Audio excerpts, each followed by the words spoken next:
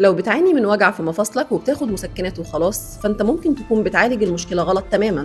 في فرق كبير جدا بين الروماتويد كمرض مناعي وبين خشونة المفاصل اللي بتنتج عن ضعف الغضاريف مع السن أو المجهود، والعلاج في الحالتين مختلف تماما.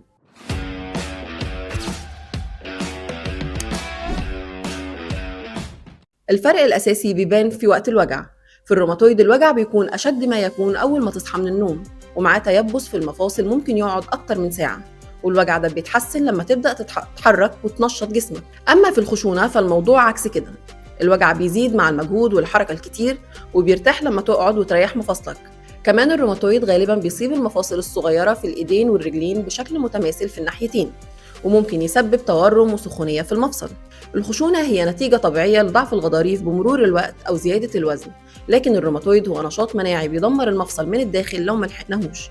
التشخيص الصح عن طريق التحاليل والأشعة هو اللي بيحدد هتمشي على أي طريق علاج، لأن تأخير العلاج في الروماتويد تحديداً ممكن يسبب تشوهات دائمة في المفاصل. لو بتعاني من وجع مستمر في مفاصلك ما تترددش في طلب المشورة الطبية.